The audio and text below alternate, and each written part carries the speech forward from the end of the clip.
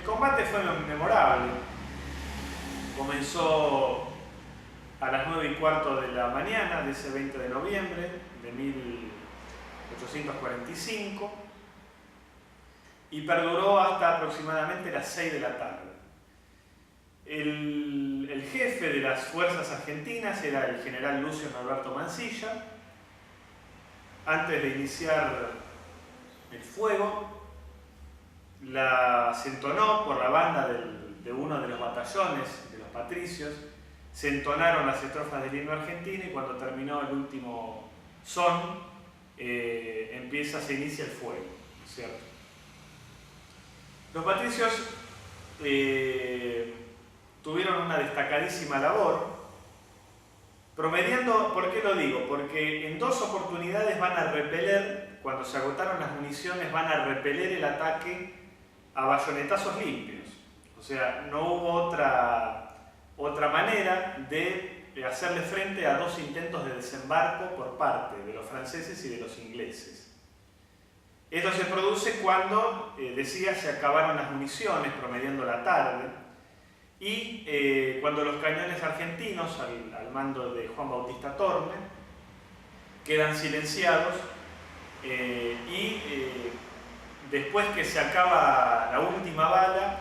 Torne va a decidir de que, había que cargar los cañones con cascotes o con lo que fuera. En un momento determinado, las tropas navales, la fuerza naval anglo-francesa, va a hacer estallar por los aires las baterías, eran 4 en total, las baterías argentinas apostadas a lo largo de las barrancas, y ahí es donde se produce el intento de desembarco por parte de los franceses primero, y después, alrededor de las 8 de la noche, de los ingleses, ya cuando estaba la suerte decidida en la batalla, en la contienda, ¿no? ¿Por qué fue glorioso este intento? Porque el coronel Ramón Rodríguez no se da por vencido e impide que los invasores echen pie en tierra para tomar las banderas de guerra nuestras y para tomar todo objeto de valor que estaban ya a merced del enemigo, ¿no? Voy a leer una parte en donde quiero clarificar un poco estos aspectos. En el primer desembarco va a ser herido el general Lucio Norberto Mansilla por un tiro de bala, por una esquirla de una de las balas de uno de los barcos invasores, y él mismo va a ser reemplazado en la jefatura de nuestras fuerzas por el coronel Francisco Crespo, el cual va a ordenarle al jefe del batallón Patricios de Buenos Aires, coronel Ramón Rodríguez, que sostenga la lucha sin desfallecer. En medio de estas circunstancias, los franceses imitaron a los ingleses al pretender desembarcar sus tropas. En número de 125 soldados, los galos reforzaron a los repelidos 325 ingleses, quienes reiniciaron su ataque terrestre para apoderarse de la posición. Una vez más, los valientes infantes patricios llevan a cabo una nueva carga a la bayoneta, que era el último recurso que tenían a esta altura del combate. Sin embargo, en la segunda carga, en el segundo intento de desembarco, distinta fue la suerte de los patricios, dado que los buques ingleses Expeditive, Prosit y Philomel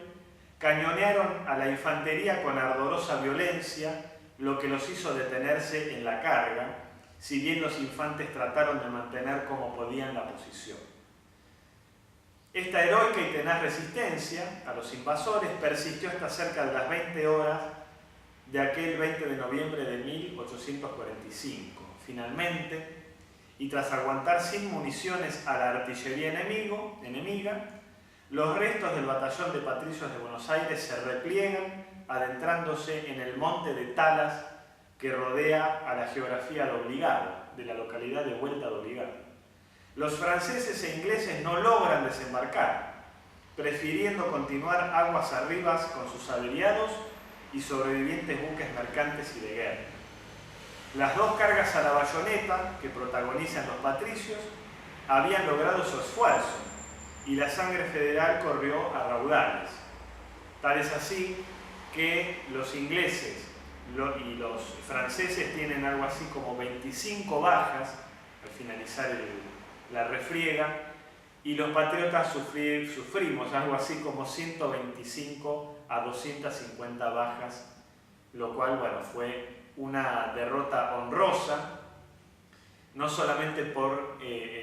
la cantidad de horas que se emplearon para resistir esta lucha,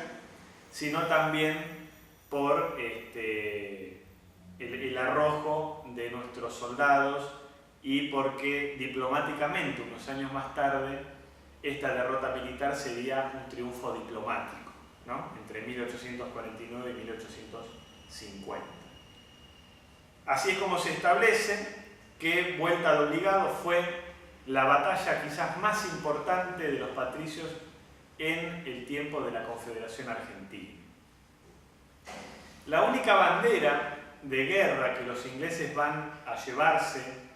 para su país va a ser la famosa bandera de guerra del segundo batallón de los patricios de Buenos Aires, bandera que en un acto muy caballeroso va a ser devuelta por el almirante Sullivan en 1883, cuando, bueno, él reconoce en una emotiva carta que en premio a la heroicidad de los patricios, él decide devolver ese trofeo para restituirlo a sus verdaderos dueños, que eran el regimiento patricio de Buenos Aires. El encargado, escrito alguna vez, ¿no?, en una crónica, el encargado de devolver dicha bandera fue el almirante B.J. Sullivan, cuando se presentó ante el cónsul argentino en Londres el 25 de octubre de 1883. Sullivan había estado como jefe de Philomel, con el grado de capitán, y fue uno de los que cañoneó las costas argentinas cuando la batalla en Obligado estaba prácticamente definida para los aliados invasores en horas de la tarde. Casi 38 años después, extenderá a los diplomáticos argentinos, además del glorioso estandarte, un relato donde explicaba por qué lo devolvía. Ese relato decía lo siguiente: en la batalla de Obligado, en el Paraná, el 20 de noviembre de 1845, un oficial que mandaba la batería principal causó la admiración de los oficiales ingleses que nos hallábamos más cerca de él, por la manera como animaba a sus hombres y los mantenía en sus puestos, al pie de los cañones durante un fuerte fuego cruzado, bajo el cual esta batería estaba más especialmente expuesta. Por más de 6 horas se paseó por el parapeto de la batería, exponiendo su cuerpo entero, sin otra interrupción que cuando de tiempo en tiempo ponía él mismo la puntería de un cañón. Por prisioneros heridos de su regimiento, dice en la misiva Sullivan, supimos después que era el coronel Rodríguez del regimiento de Patricios. Cuando todos los artilleros fueron muertos o heridos, hizo maniobrar los cañones con soldados de su regimiento de infantería, hasta que el combate estuvo casi terminado, perdiendo entre 500 muertos y heridos de 800 que lo componían. Cuando los marineros y soldados ingleses desembarcaron a la tarde y tomaron esa batería, él, con los restos de su regimiento y sin otro recurso de las fuerzas defensoras, mantuvo su posición en retaguardia a pesar del fuerte fuego cruzado de todos los buques, por entre los bosques que se hallaban detrás de la batería, y fue el último en retirarse. Sigue diciendo el almirante Sullivan en 1883. La bandera de la batería que había defendido tan notablemente fue arriada por uno de los hombres de mi mando y me fue dada por el oficial inglés de mayor rango, el capitán Thomas. Al ser arriada la bandera cayó sobre algunos de los cuerpos de los caídos y fue manchada con su sangre. He visto últimamente, dice, que la bandera de un regimiento inglés que estaba en poder de una familia desde la guerra de 1807 había sido restituida al regimiento por esa familia. Deseoso de seguir ese ejemplo, quiero restituir al coronel Rodríguez si vive, o si no al regimiento de patricios de Buenos Aires, si aún existe, la bandera bajo la cual y en la noble defensa de su patria cayeron tantos de los que en aquella época componían. Esta fue la emotiva carta, disculpen si me emociono, donde la única bandera de guerra del segundo batallón de patricios de Buenos Aires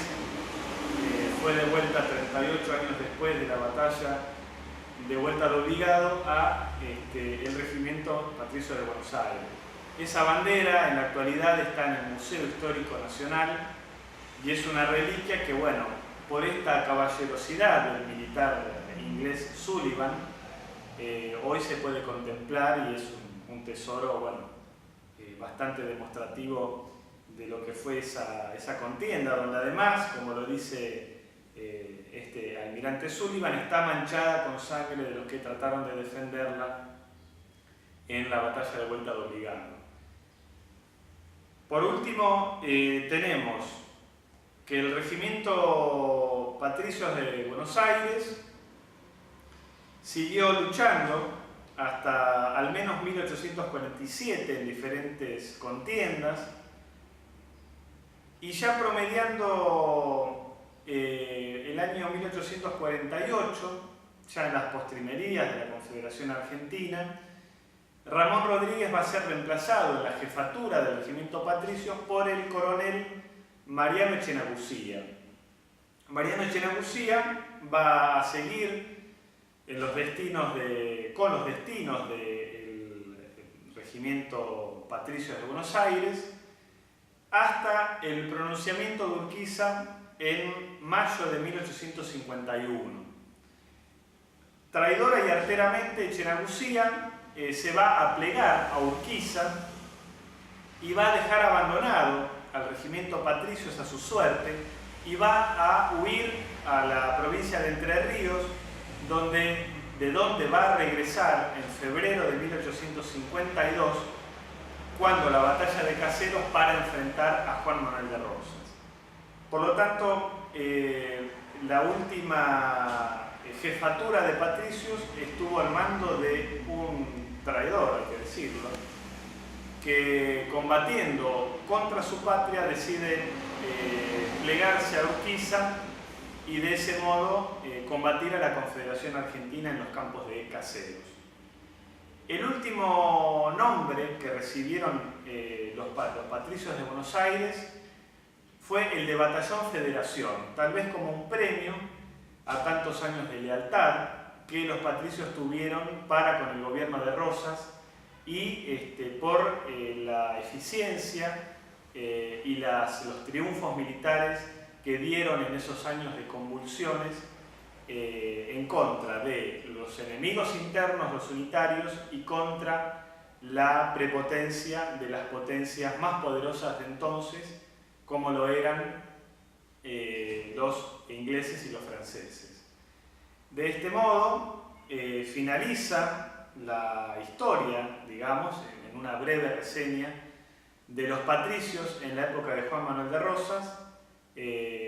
lo cual corrobora de alguna manera que existieron, que han luchado en múltiples lugares y que han sido protagonistas de una época de la que todavía nos debemos, los que amamos la historiografía argentina, una revisión exhaustiva y profunda de estos años que fueron muy importantes para la vida del país.